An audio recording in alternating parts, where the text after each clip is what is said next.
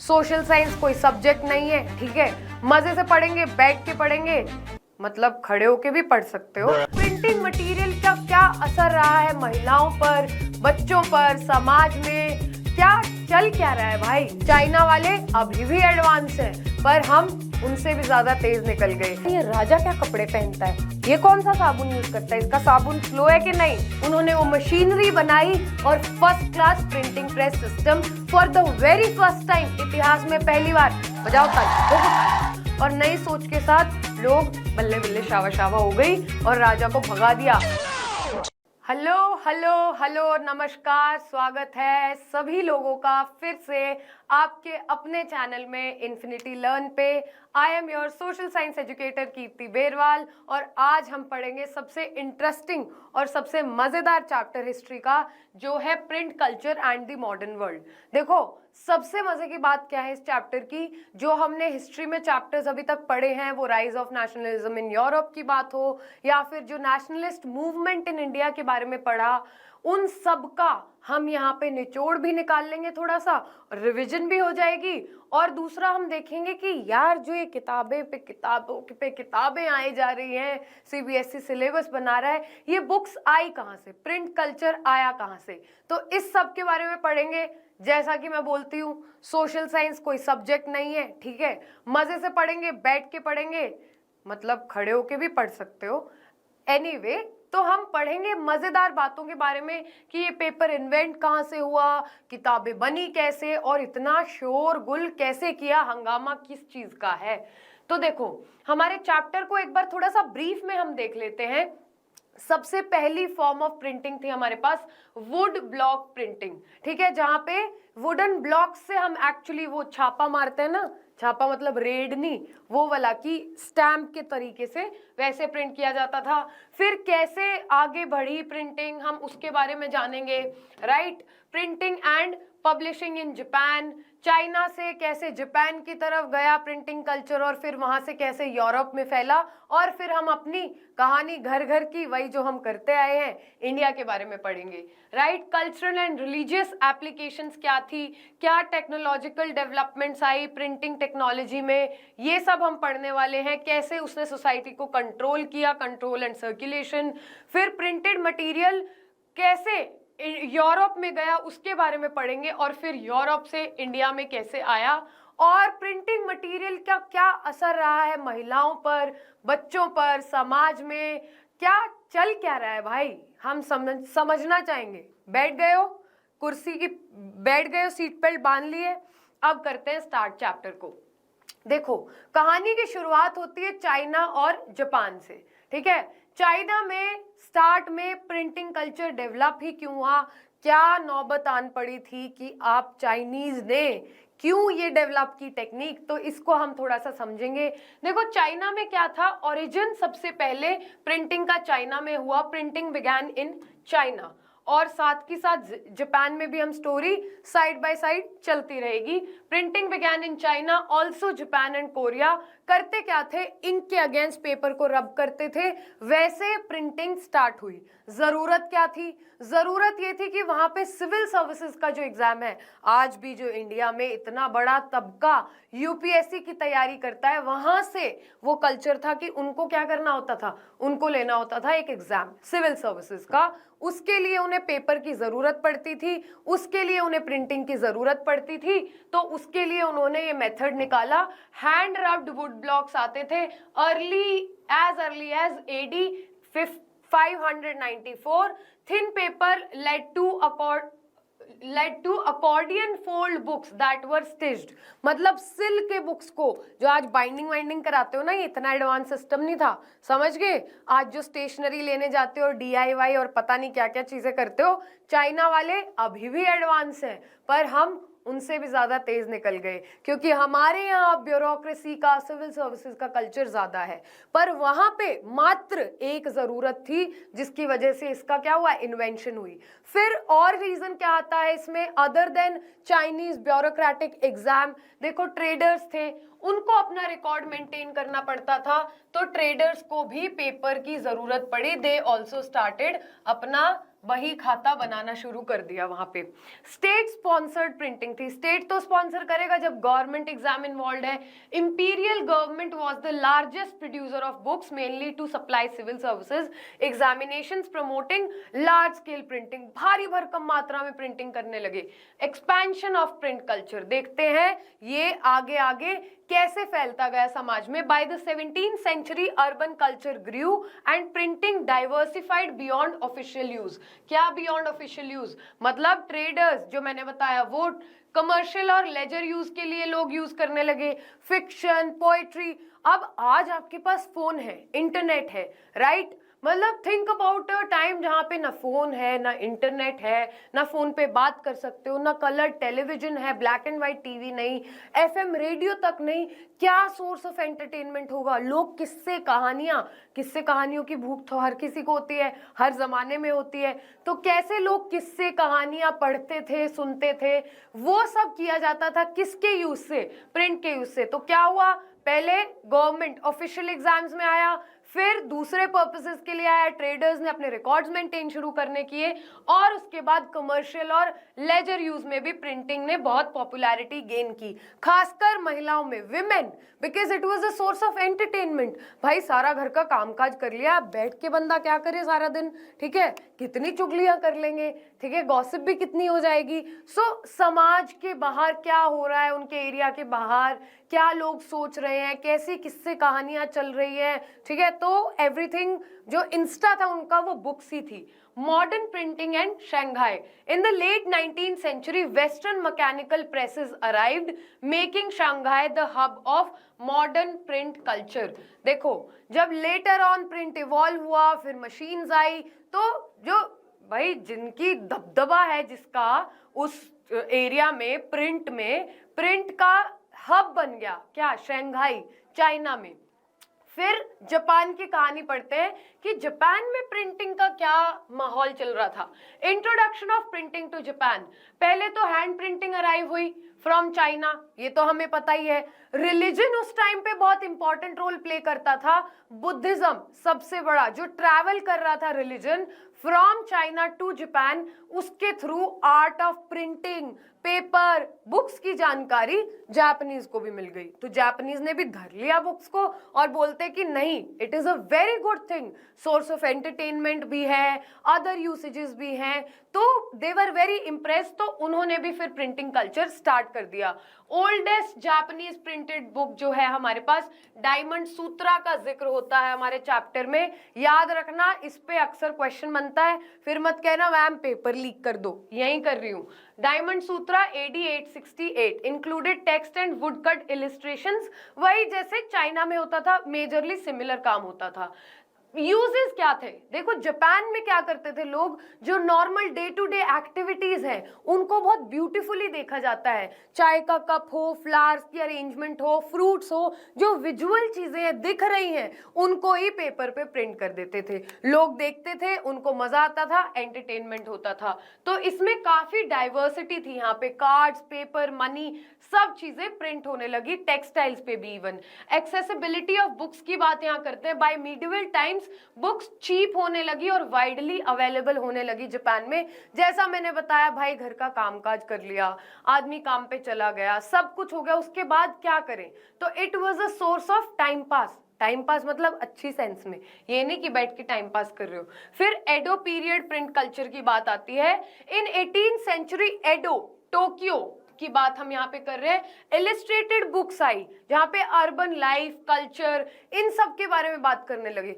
एक और बहुत अहम बात यहाँ पे आती है, ना सिर्फ ये बल्कि आप ये देखो यार, कोई लोअर मिडिल क्लास से होगा या फिर लो क्लास से होगा बंदा, लोअर क्लासेस से, वो क्या चाहेगा? They will always be curious कि यार ये राजा क्या कपड़े पहनता है, ये कौन सा साबुन यूज करता है, इसका साबुन स्लो है कि नहीं, ठीक है? ऐसी ऐसी चीजें, क्यूरियोसिटी थी उनकी जिंदगी में। तो प्रिंट के माध्यम से क्या आया, वो अर्बन एरियाज में जो कल्चर था वो रूरल तक ट्रैवल करने लगा, स्टोरीज, इलिस्ट्रेशंस के थ्रू। फिर किंग, अपर क्लास वाले लोग, उनका लाइफस्टाइल बुक्स में उतर के आने लगा। लोग पढ़ते थे उसके बारे में, हैरान होते थे बहुत सारी चीजों पे, एंड दे वर इंटरेस्टेड कि और डिमांड बढ़ने लगी कि यार ये तो मजेदार चीज है कुछ, इसको तो और लाया जाए, ठीक है? आर्टिस्टिक प्रोडक्शन एंड इन्फ्लुएंस की बात, आर्टिस्ट लाइक कीटागावा, ठीक है, कीटागावा उटामारो क्रिएटेड उकियो ई, भाई क्या अटपटे से नाम है यार। Publishers choose themes, artists made outlines and carvers produced wood blocks destroying originals। ठीक है, क्या करते थे वो, उनको ये भी डर रहता था, जैसे ताजमहल में वो वर्कर्स के हाथ कटवा दिए थे ना मजदूरों के राजा ने, तो यही काम करते थे वो, अपना ओरिजिनल जो वुड ब्लॉक्स थे उनको खत्म कर देते थे प्रिंट करने के बाद, सो दैट कोई कॉपी ना कर पाए। लो जी, कर लो बात। Japanese prints later influenced European artists such as Manet, Monet, Van Gogh, जो ये बड़े बड़े पेंटर्स रहे हैं, इनकी भी इंस्पिरेशन जापानीज आर्ट रही है। तो हमने क्या पढ़ा, स्टार्ट हुआ चाइना में, रिलीजन के साथ साथ प्रिंट कल्चर भी ट्रैवल हुआ जापान में, फिर जापान से बच्चों गया ये यूरोप में। क्या गया, प्रिंट कल्चर, राजू राम कोई नहीं गया है, प्रिंट कल्चर गया है। प्रिंट कम्स टू यूरोप, लो जी आ गया प्रिंट कहाँ, यूरोप में, और यूरोप में आई चीज तो उसका तो हुलिया ही बदल देंगे अंग्रेज। Arrival of paper and early print की बात करते हैं। फॉर सेंचुरीज, पहले सिल्क रूट के थ्रू ना सिल्क और स्पाइसेस तो जा ही रहे थे चाइना से यूरोप में, फिर 11th सेंचुरी में चाइनीज पेपर भी पहुंच गया कहाँ, यूरोप में। Paper made it possible to produce hand written manuscripts prepared carefully by scribes. Paper आया, पहले क्या होता था, एनिमल्स की जो स्किन थी, चमड़ी उधेड़ के उस पे वो करते थे प्रिंटिंग, ठीक है, क्रूअल नहीं, मतलब वही ओनली सोर्स था, और किसी चीज पे कर ही नहीं सकते थे। अब इंसान के ऊपर थोड़ी लिखते वो कि चलो जी उसकी चमड़ी तो उधेड़ नहीं सकता, दैट इज क्रूअल। तो क्या करते थे, एनिमल्स की skin was used and it used to be very expensive and very difficult, right. तो फिर जब प्रिंट कल्चर आया यहाँ पे चाइना में, तो बहुत सारी हैंड रिटन मैन्युस्क्रिप्ट्स आने लगी।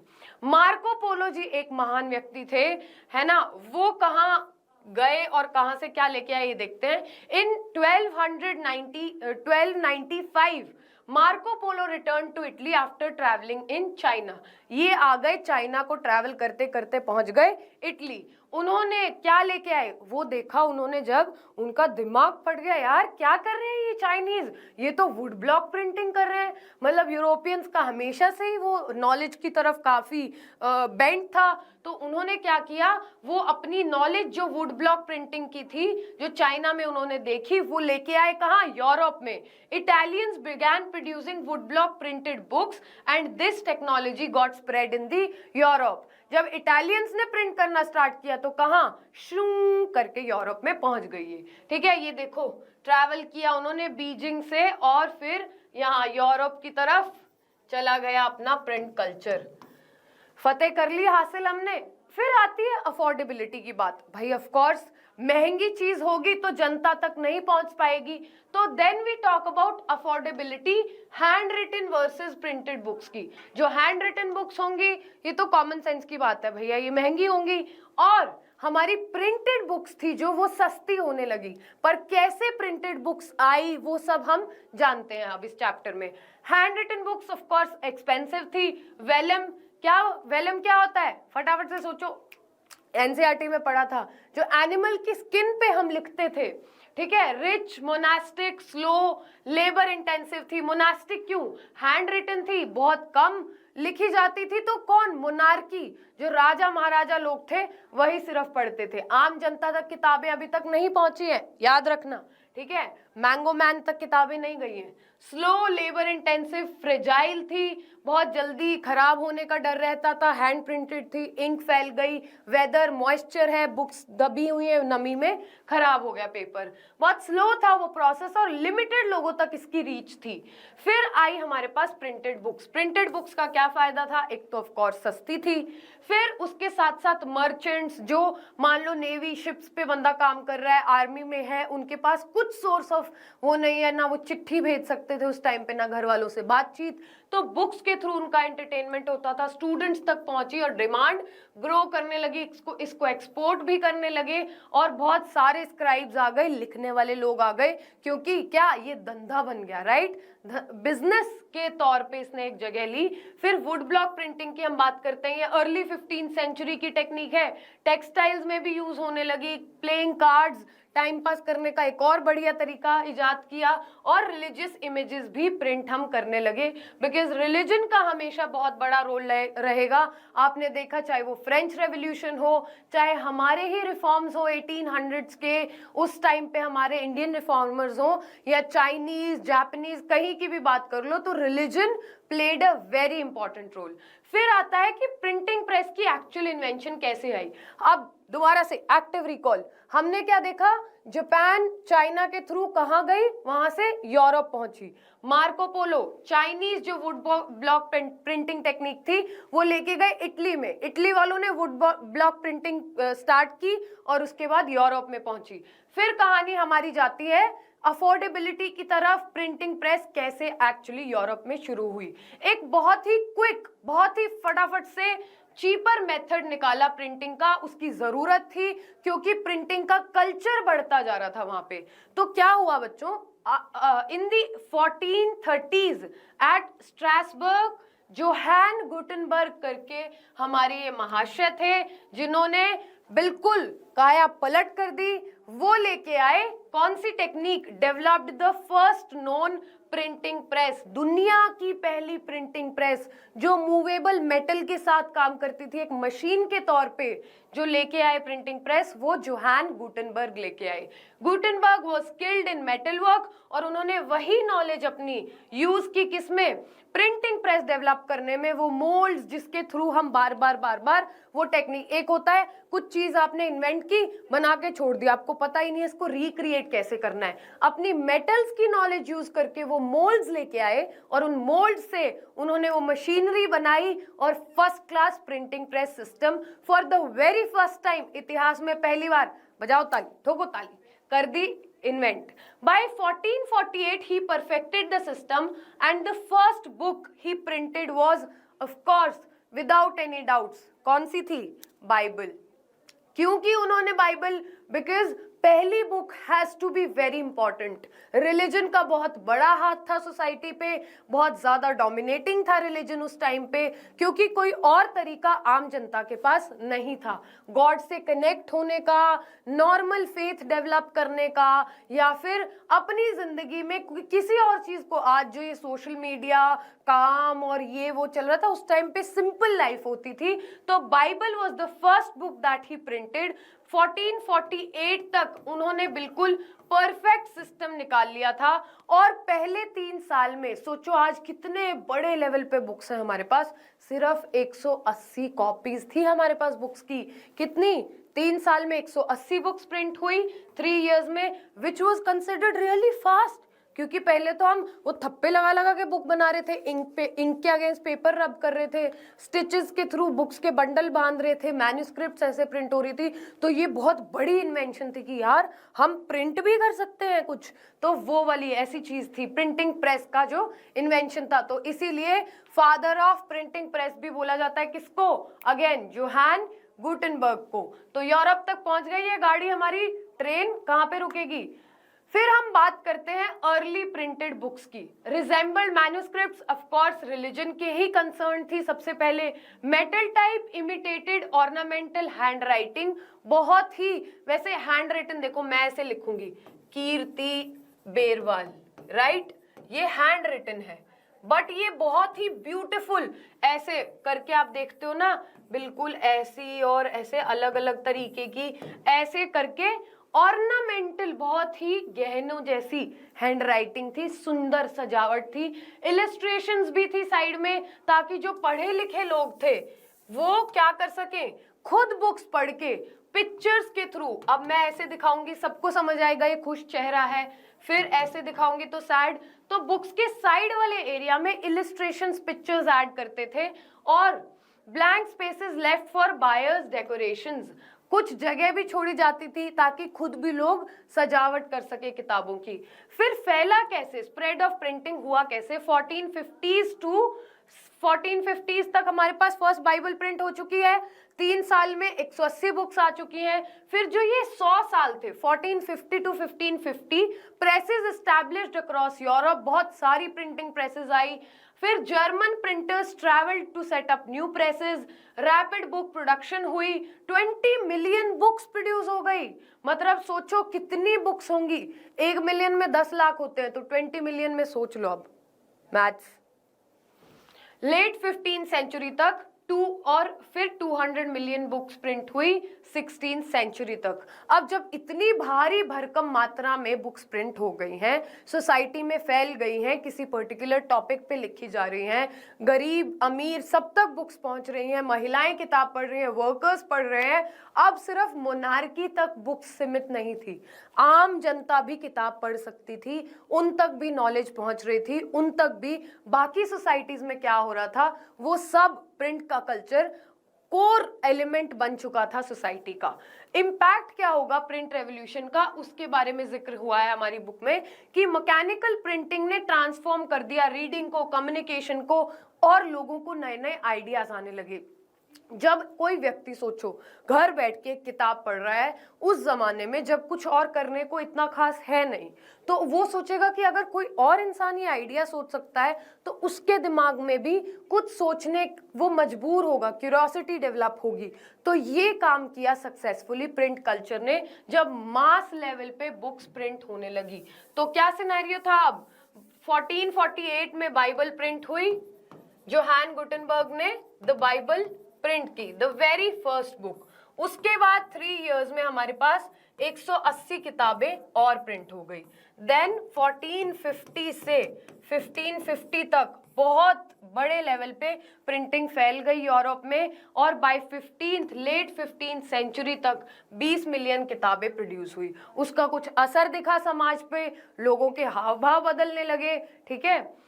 फिर देखते हैं कि इम्पैक्ट क्या था रिलीजन पे अब इस प्रिंटिंग कल्चर का। 1517 में एक हमारे पास महाशय आते हैं मार्टिन लूथर, जिन्होंने 95 थीसिस लिखा, टाइटल था, और क्रिटिसाइज किसको किया, कैथोलिक चर्च प्रैक्टिसेस को। अब देखो उस टाइम पे साठगांठ क्या थी, ये राजा लोग मिलके जनता को बेवकूफ बनाते थे। जनता को कैसे बेवकूफ बनाते थे कि ये रिलीजन की मदद लेते थे, क्योंकि चर्च मोनार्की को सपोर्ट करता था, मोनार्की चर्च को, तो रिलीजन के नाम पे लोग बेवकूफ बनाते थे। चर्च बोलता था राजा सुपीरियर है, राजा चर्च को सपोर्ट करता था, आपस में सेटिंग करके आम जनता का बेवकूफ बना रहे थे। तो पहला ऐसा व्यक्ति था जिसने चैलेंज करने की कोशिश की, किसको, चर्च को, रिलीजन को क्वेश्चन किया। प्रिंटेड कॉपीज तेजी से फैलने लगी और वाइड स्प्रेड डिबेट उठी। पहले लोग रिलीजन को, भगवान को कौन क्वेश्चन करता है, तो डरते हैं लोग, डर होता है हमेशा, बट इन्होंने ही enabled that kind of culture कि लोग बातचीत करने लगे। This help created division within the church, और स्टार्ट किया इन्होंने प्रोटेस्टेंट रेफर्मेशन। 2 ग्रुप्स बटे, कौन से, प्रोटेस्टेंट वर्सेस कैथोलिक्स, ठीक है, 2 तरह की कैटेगरी आई मेजर। यूरोप की बात हम कर रहे हैं। Luther's translation of the New Testament sold thousands of copies within weeks, क्योंकि लोगों के लिए नई चीज थी कि ऐसा भी कुछ हो सकता है क्या, हमारे साथ सच में गलत हो रहा है, ये हो क्या रहा है, अरे अइला जादू, ऐसी फीलिंग आने लगी लोगों को। Luther called printing the ultimate gift of God, क्योंकि जनता को अवेयरनेस आने लगी, लोग जागरूक होने लगे, और इसकी खुशी लूथर साहब को बहुत थी, क्योंकि नए नए आइडियाज स्प्रेड होने लगे। और scholars believe that print created a new intellectual atmosphere. New intellectual atmosphere क्यों बोलते हैं, क्योंकि फिर क्या करने लगे लोग, साइंटिफिक आइडियाज एक्सप्लोर करने लगे, रिलीजन को क्वेश्चन करने लगे, चर्च को क्वेश्चन करने लगे। और बहुत ताज्जुब की बात थी कि यार कोई पहली बार रिलीजन को क्वेश्चन कर रहा है, मोनार्की से डरने लगी। अब देखो मोनार्क्स डरेंगे, राजा डरेंगे, तो वो क्या करेंगे, वो दबाने की कोशिश करेंगे। ऑफ कोर्स ऐसा ही हुआ एट द एंड। तो print created a new intellectual environment, और it helped reformist ideas across Europe. समाज को बदलने की क्रांति लेके आ चुके थे मार्टिन लूथर उस टाइम पे। हुआ क्या, एरिस्टोक्रेट्स, जिसके बारे में हमने पढ़ा किसमें, chapter 1, the rise of nationalism in Europe versus the new middle class. ये कौन सी पढ़ी लिखी मिडिल क्लास थी, एजुकेटेड थे, बुक्स आ चुकी थी इनके हाथ में, और ये क्या बोलते थे, सिर्फ मोनार्क्स ही नहीं राइट्स एंजॉय कर सकते हैं, एरिस्टोक्रेट्स ही अपने प्रिविलेजेस और राइट्स नहीं लेके बैठेंगे समाज में, हम भी इसी समाज का हिस्सा है और हमें भी क्या चाहिए, आजादी चाहिए। किस चीज से, इस सिस्टम से जो इतने सालों से चला आ रहा है और हमें डिप्रेस कर रहा है। लिटरेसी बढ़ी, लोग पढ़ने लिखने लगे, rise in literacy, schools, reading का क्रेज हुआ लोगों में, और इसी की वजह से ये न्यू मिडिल क्लास डेवलप हुई। पॉपुलर लिटरेचर आने लगी, सस्ती बुक्स आती थी तो लोग पढ़ते थे, अफोर्डेबिलिटी थी, चैप बुक्स, बहुत ही सस्ती बुक्स जो आती थी, छोटी छोटी बुक्स, वो लोग खरीदने लगे और कॉमन बन गया कल्चर रीडिंग का। न्यूज़पेपर्स आने लगे, जर्नल्स आने लगी, न्यूज़ फैलने लगी, साइंस को प्रमोट करने लगे बुक्स के थ्रू, और क्योंकि साइंटिफिक आइडियाज को प्रमोशन मिली, that is why this led to the invention of what, French revolution start हुई, इंटेलेक्चुअलिस्ट मूवमेंट, जो इंटेलेक्चुअल्स की मूवमेंट थी वो स्टार्ट हुई, जिसको हम रेनेसां के नाम से भी जानते हैं फ्रांस में, राइट। एनलाइटनमेंट आइडियाज लोगों में आने लगे, लोग क्वेश्चन करने लगे, अब लोग डरते नहीं थे, दबते नहीं थे। देख रहे हो क्या क्रेजी कर दिया था यूरोप में प्रिंट ने। फिर एनलाइटनमेंट का इन्फ्लुएंस क्या था, लोग सिर्फ जो डिक्टेट किया जाता था, चर्च क्या करता था, लोगों को गाइड करता था, डिक्टेट करते थे ये चीजें मोनार्की के साथ मिलके। अब लोग रीजन में बिलीव करने लगे, अगर हमें एज अ सोसाइटी कोई चीज करने को बोला गया, लोग पूछते थे क्यों करें, क्या रीजन है, तो ये रीजनिंग इसने डेवलप की, इससे समाज आगे बढ़ा। चैलेंज किया किसको, डेस्पोटिज्म को, राजा को उखाड़ फेंका और बोलते क्या, चलो भाई टाटा bye bye, never see you. तो उन्होंने बोला, फिर ली citizen, citizen is equal to nation वाला आइडिया आया, लोग अपने नेशन की ओनरशिप लेने लगे, इक्वल भागीदार मानने लगे। फ्रेंच रेवोल्यूशन स्टार्ट हुई, मोनार्की को क्रिटिसाइज किया, और नए तरीके की नई सोच, रिश्ता वही सोच नहीं, अपने देश के साथ वही रिश्ता और नई सोच के साथ लोग बल्ले बल्ले शावा शावा हो गई और राजा को भगा दिया। बोला जाओ राजा, ऐश करो, सो जाओ जाके कहीं पे, खाओ ब्रेड, हम तो कॉमन मैन हैं, हम अपना देश खुद से चला लेंगे। ठीक है, फिर क्या डिफरेंस है, डिफरेंट ग्रुप्स पे क्या असर था प्रिंट का, वो हम पढ़ेंगे। मास लेवल पे लिटरेसी हुई, बच्चों के लिए लिटरेचर आने लगी, वर्कर्स के लिए लिटरेचर डेवलप हुई, विमेन रीडर्स डेवलप हुई, विमेन रीडर्स आई तो फिर राइटर्स भी आई। अब एक औरत, एक महिला औरतों के लिए लिखेगी तो she would understand the problems better, तो औरतों की प्रॉब्लम्स हाईलाइट की गई, बहुत सारी फेमस राइटर्स आई हमारे टाइम पे, और इलियट ने मॉडर्न फीमेल आइडेंटिटी को शेप किया। जो फेमिनिस्ट मूवमेंट के बारे में हम पढ़ते हैं ना, फेमिनिस्ट्स उभर के आई और उन्होंने देखा कि कैसे, चाहे वोटिंग राइट की बात हो, एजुकेशन की बात हो, कैसे औरतों के पास ये चीज़ें नहीं है। ये सारी चीज़ें हमारे पास हुई, मास लेवल पे लिटरेसी होने लगी, लोग पढ़ने लिखने में इंटरेस्ट लेने लगे। ग्रिम ब्रदर्स ने स्पेशली चिल्ड्रन के लिए एक स्पेशल प्रिंटिंग प्रेस लेके आए, so that they could print books for children. Workers के पास इतना टाइम नहीं होता था, बिकॉज ऑफ कोर्स उनको भी सप्रेस करके काम करवाते थे, बट वर्कर्स जो भी टाइम मिलता था वो भी बुक्स पढ़ने लगे, उनके लिए लाइब्रेरीज आने लगी और ऑटोबायोग्राफीज लिखी गई कि कैसे एज अ वर्कर की लाइफ पे किताबें लिखी जाने लगी, तो उनको इम्पोर्टेंस फील होने लगी, रिलेट करने लगे, और वो देख रहे थे कि अरे यार हमारे साथ ये सब हो रहा था। तो ये सारी चीज़ें हुई समाज में।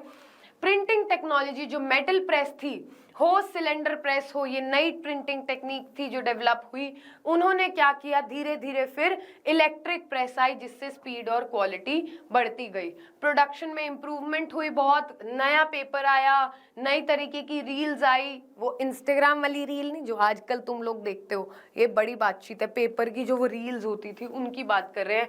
फिर कलर्ड प्रिंटिंग धीरे धीरे आने लगी और एक्यूरेसी डेवलप हुई। ठीक है, और क्या था, जो ऑरल कल्चर था, जैसे लोग किस्से कहानियां बैठ के सुनते थे, आके पंचायत करते थे, कुछ लोग इकट्ठे हो गए, तो उससे क्या हुआ, ओरल से बुक्स की तरफ लोग बढ़ने लगे। जो पढ़े लिखे लोग होते थे, they used to read and then they used to have a gathering. फिर उस गैदरिंग में लोगों को जो वो इलिस्ट्रेशंस की जिसमें हमने बात की, वो पिक्चर दिखाने लगे और वो स्टोरीज, किस्से कहानियां लोगों तक पहुंचने लगी।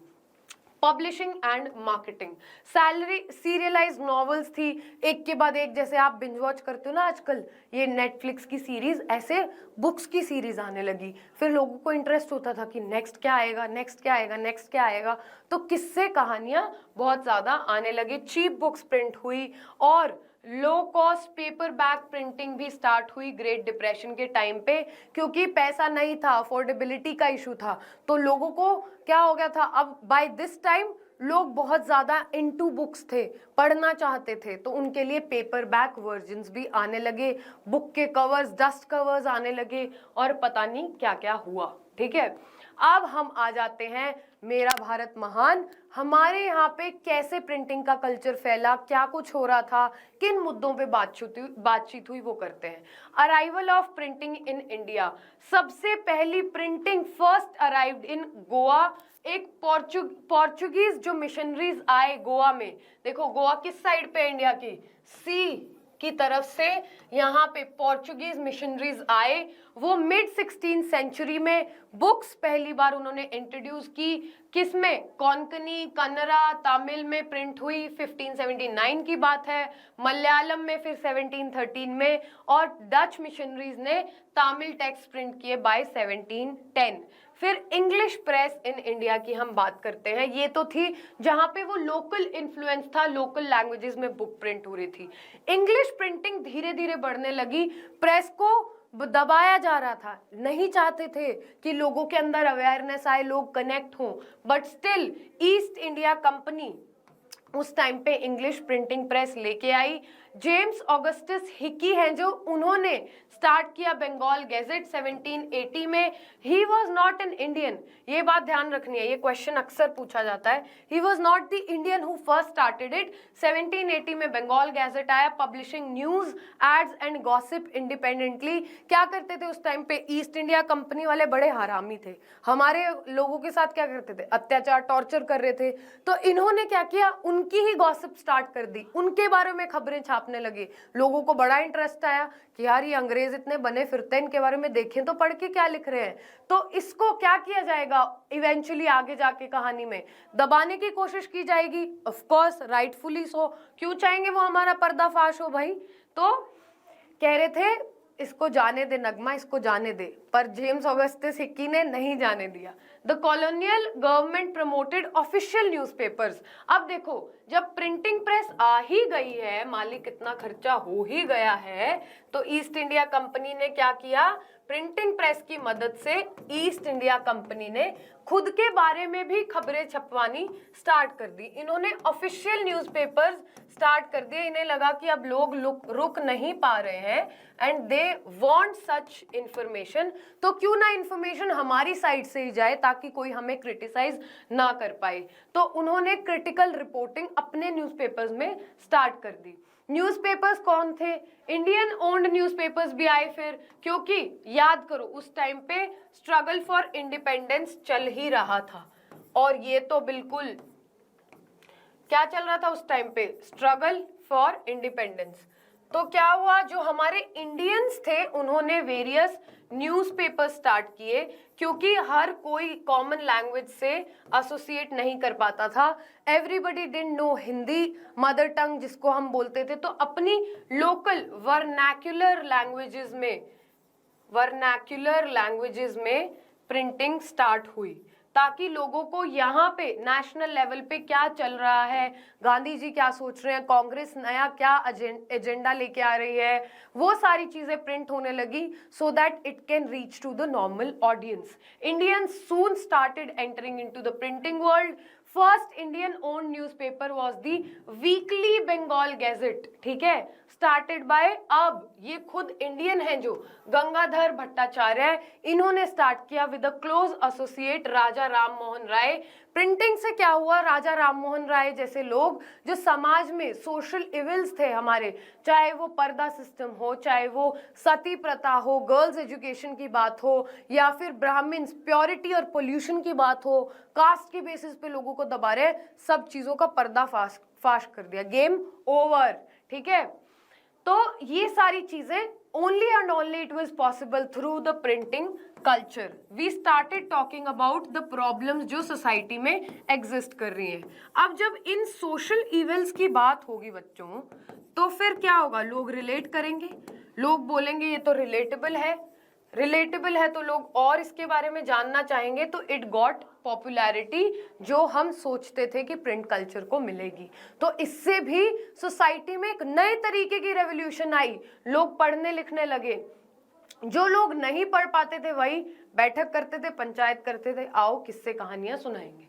ठीक है, print and religious debates in the 19th century India. जैसे कि मैंने बात बोली, जो ऑर्थोडॉक्स कल्चर था उन्होंने स्टार्ट की कि कैसे रिलीजन इंडिया में भी दबाता है, ब्राह्मण्स को बहुत सुपीरियर माना जाता है, बाकी कास्ट के साथ डिस्क्रिमिनेशन किया जाता है, पानी नहीं पीने दिया जा रहा, अलग गली से चलना है, ये सब चीज़ें जो परसिस्ट कर रही थी, इन चीज़ों पे फिर डिस्कशंस होने लगी। 19th सेंचुरी में इंडिया ने भी बदलाव देखा, बहुत सारी ऑर्थोडॉक्स प्रैक्टिसेस थी जो पहले की, उन पे डिबेट्स होने लगी, वेरियस न्यूज़पेपर्स प्रिंट्स होने लगे, वर्नाक्युलर्स, जैसा मैंने बताया, vernacular is local languages because not many people could understand the Hindi language या फिर संस्कृत, उर्दू, जिनमें मेजरली प्रिंट होते थे। तो लोकल पीपल तक पहुंचाने के लिए we have started writing in the vernacular languages. Hindu debates होने लगी, विडो इमोलेशन हो, आइडोलेट्री हो, जो मूर्ति पूजन होता है ना, इसके ऊपर डिबेट स्टार्ट हुई। फिर संबद्ध कामुदी एक पेपर निकाला, राजा राम मोहन राय ने ये किया, और ऑर्थोडॉक्स इसका जवाब किसने दिया, समाचार चंद्रिका, इसके अगेंस्ट संबद्ध कामुदी में जो पर्दाफाश किया, जो उस टाइम पे बुराइयां समाज में चल रही थी। फिर इसके रिस्पॉन्स में एक आया जिसका नाम था समाचार चंद्रिका। वर्नाक्युलर टेक्स्ट बहुत ज़्यादा लोग पढ़ने लगे क्योंकि रिलेटेबिलिटी फैक्टर बहुत ज़्यादा था, समझ में आता था। अब लोगों को डर क्या हुआ कि अगर औरतें पढ़ने लगी, हिंदूज यूज्ड टू बिलीव कि दैट वो अगर औरत ने किताब पढ़ ली तो इतना ज़्यादा वहम था लोगों के मन में कि वो that women can turn into a window, वो विधवा हो जाएंगी, या फिर मुस्लिम्स के उसमें क्या था कि वो इम्प्योर हो जाएगी अगर एक महिला ने किताब छू ली, क्योंकि हमेशा पेट्रियार्की एग्जिस्ट करती थी, तो they used to force females to stay indoors. वो नहीं चाहते थे कि उनको समाज की असलियत के बारे में पता चले। तो इन्होंने भी, मुस्लिम्स को भी क्या फियर था उस टाइम पे, क्रिश्चियनिटी बहुत पॉपुलर हो रही थी, क्रिश्चियंस यूज्ड टू बी क्या ट्रैवल करते थे, अपना रिलीजन स्प्रेड करते थे, तो देवर इन द फियर कि मुस्लिम्स को क्रिश्चियंस में कन्वर्ट कर दिया जाएगा, तो वो अपनी रिलीजियस प्रैक्टिसेस फैलाने लगे, रिलीजन क्या बोलता है वो सारी चीजें ये बोलने लगे। ठीक है, तो फतवा इशू किए गए और इस तरह की प्रैक्टिसेस बहुत उस टाइम पे देखने को मिली। कम्युनिटीज को बहुत कनेक्ट किया प्रिंट ने, बहुत सारे रीजन्स को। अब देखो उस टाइम पे बंगाल में क्या एक्टिविटीज हो रही थी वो पंजाब तक पहुंचाना, और पंजाब में क्या है रेवोल्यूशन चल रही है वो साउथ इंडिया तक पहुंचाना। इन चीज़ों का क्या ख्याल रखा गया प्रिंट कल्चर में, न्यूज़पेपर्स में, मैगजीन्स में, ताकि पूरे पैन इंडिया लोग जुड़े और हमारी आज़ादी की लड़ाई में ब्रिटिशर्स के अगेंस्ट कुछ पॉलिसी हम मूवमेंट स्टार्ट करने चाह रहे हैं, या उनकी कोई पॉलिसी जो गलत लगती थी, तो वो इसके थ्रू, प्रिंट कल्चर के थ्रू ही स्प्रेड होती थी, बुक्स के थ्रू, न्यूज़पेपर्स के थ्रू लोगों को पता चलता था।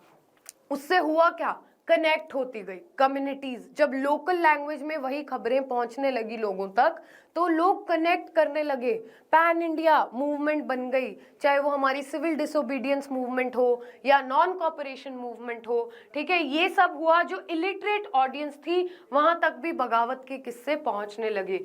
न्यूज़पेपर्स ने पब्लिक ओपिनियन डेवलप किया, एजुकेटेड लोग पढ़ते थे और इंफॉर्मेशन स्प्रेड करते थे, न्यूज़पेपर्स में गवर्नमेंट को क्रिटिसाइज करते थे, चाहे वो नेटिव ओपिनियन हो या मराठी न्यूज़पेपर्स हो, तो बहुत तरह के न्यूज़पेपर्स उस टाइम पे आए। इवन इतना ज्यादा फियर हो गया था ब्रिटिश गवर्नमेंट में उस टाइम पे कि न्यूज़पेपर्स को बैन कर दिया। कुछ न्यूज़पेपर्स जो लिखते थे उन लीडर्स को जेल में भर दिया। एंड दे वर फेयरफुल कि अगर हमारा पर्दाफाश हो गया, अगर हमारी रियलिटी एक्सपोज हो गई, तो वो दिन दूर नहीं जब हमें इंडिया को छोड़ के जाना पड़ेगा। तो ब्रिटिशर्स की हवा टाइट हो गई थी। फिर print literature and the reading in 19th to 20th century in India. Print culture आया, नॉवेल्स आई, विजुअल कल्चर आया, एसेज लिखने लगे, लोग पॉपुलर हुए शॉर्ट स्टोरीज के थ्रू और इमेजेस बनाने लगे, चाहे वो राजा रवि वर्मा हो। न्यूज़पेपर्स में कार्टून्स आने लगे जो कमेंट करते थे उस टाइम की सोशल और पॉलिटिकल सिचुएशंस पे, गवर्नमेंट क्या कर रही है, सोसाइटी में क्या गलत हो रहा है, उस पे कटाक्ष करने लगे।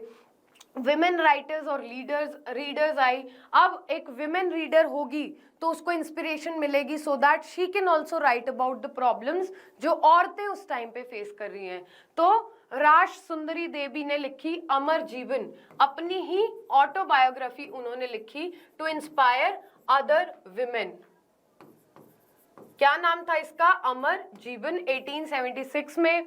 फिर कैलाश बाशिनी देवी ने लिखा, Tarabai Shinde, Pandita Ramabai highlighted women's issues, women की एजुकेशन की बात हो या फिर विमेन सती प्रथा जैसी प्रॉब्लम्स की डिस्कशंस हो या पर्दा सिस्टम, ये सब बारे में बात होने लगी। राइट सिस्टम को क्रिटिसाइज किया। सीरियलाइज्ड नॉवेल्स का कल्चर इंडिया में भी आने लगा because again source of entertainment भी बना print.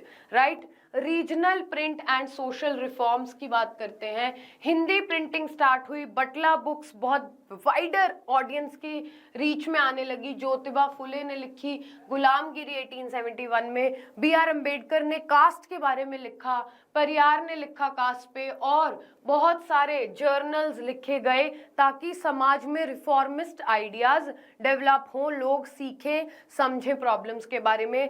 Workers and print, Kashi बाबा ने लिखा छोटे और बड़े का सवाल, क्योंकि वर्कर्स को क्या था उस टाइम पे इतनी एक्सेस नहीं था बुक्स का, तो उनके बारे में कोई लिखना नहीं चाहता था बिकॉज वो पढ़ते नहीं थे तो लिखते कैसे। तो कुछ चंद लोग, he was also from the class of workers, he wrote this book, Kashi Baba इनका नाम था। छोटे और बड़े का सवाल 1938 में। और सुदर्शन चक्र मिला, ठीक है, पोएम्स लिखी, वर्कर्स की लाइब्रेरीज बनी, नेशनलिज्म और सेल्फ एजुकेशन का कल्चर प्रमोट हुआ, नेशनलिस्ट आइडियाज वर्कर्स के अंदर आए, तभी वर्कर्स ने लेटर ऑन सीडीएम जैसी मूवमेंट्स ज्वाइन की सो दैट इनको लगा जब सेल्फ रूल आएगा तो हमें भी आज़ादी मिल जाएगी, जो इनके रिप्रेसिव तरीके हैं अंग्रेज सरकार के, इससे हमें भी छुटकारा मिल जाएगा। अब सोचो, विमेन भी पार्टिसिपेट कर रही है, लिख रही है, समाज में जो रिफॉर्मिस्ट मूवमेंट आ रही है, लोग इतने अवेयर हो रहे हैं, न्यूज़पेपर्स आ रहे हैं, पूरी कनेक्टिविटी बन चुकी है इंडिया में। तो क्या उस टाइम पे जब ब्रिटिश गवर्नमेंट हिल गई थी पूरे इस कल्चर से, तो उन्होंने इसको दबाने की कोशिश की, सेंसरशिप लगाने की कोशिश बहुत की गई। फिर देखते हैं कि इन्होंने कैसे कंट्रोल किया प्रेस को। ये सबसे मेजर क्रिटिसिज्म माना जाता है ब्रिटिश गवर्नमेंट का उस टाइम पे। पहले क्या किया ईस्ट इंडिया कंपनी ने? सेंसर किया। इंग्लिश जो क्रिटिक्स थे कंपनी रूल को क्रिटिसाइज करते थे, क्योंकि ईस्ट इंडिया कंपनी जब आई थी इंडिया में तो it was not forming any government in India. तो जो वहां पे ब्रिटेन में जो गवर्नमेंट थी, क्राउन वाज नॉट अवेयर, ठीक है, कि ईस्ट इंडिया कंपनी क्या घपला कर रही है, इसकी करप्शन के बारे में इंफॉर्मेशन फैलाना सोसाइटी में, या फिर इनकी वर्किंग्स ऑपरेशंस के बारे में, ये सब चीजें जब फैलने लगी तो दे वर वेरी फियरफुल कि ये बात ज्यादा दिन छुपेगी नहीं। जो यहाँ के ऑफिशियल्स थे ईस्ट इंडिया कंपनी के, ये बहुत ज्यादा घपला करते थे, तो इनको एक्सपोज करना थ्रू प्रिंटिंग। फिर रेगुलेशंस आई 1820 में। कैलकाटा सुप्रीम कोर्ट ने प्रेस की फ्रीडम को कंट्रोल किया। सबसे पहली बार ऑफिशियली इन्होंने ये रूल निकाला कि प्रेस अब फ्रीली ऑपरेट नहीं कर सकती। कंपनी ने एनकरेज किया कि ब्रिटिश सरकार को प्रेज करने वाले न्यूज़पेपर्स को प्रमोट किया जाएगा। 1835 में Thomas Macaulay revised press laws restoring earlier freedoms, इसीलिए इनको बहुत पॉजिटिव उसमें भी जाना जाता है। Thomas Macaulay was the saviour of press in India 1835 में।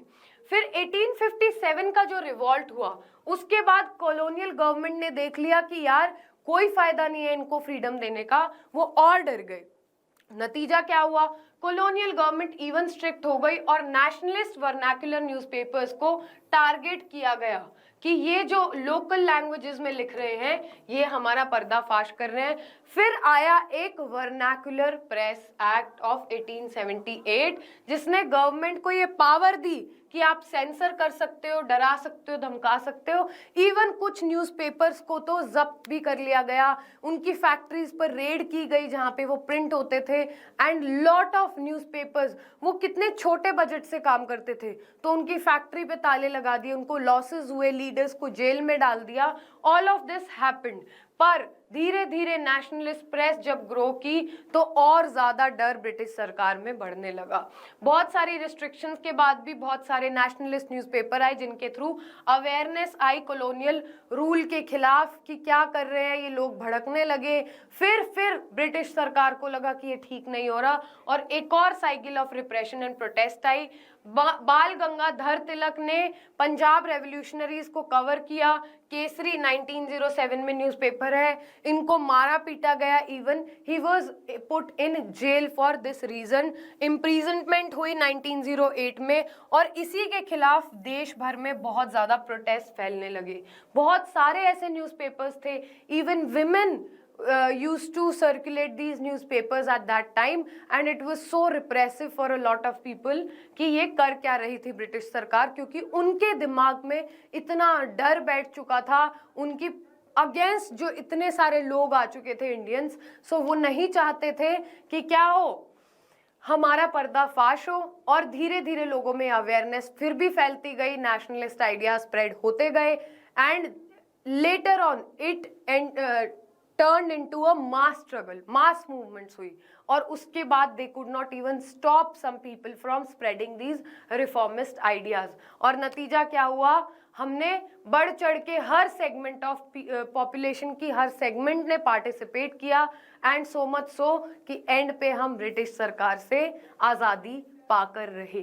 तो आप सोच सकते हो कि कितना मेजर कंट्रीब्यूशन है। हमारी कहानी स्टार्ट होती है चाइना से, ठीक है, वहां से जाता है जापान, प्रिंटिंग कल्चर, जापान से जाता है यूरोप में।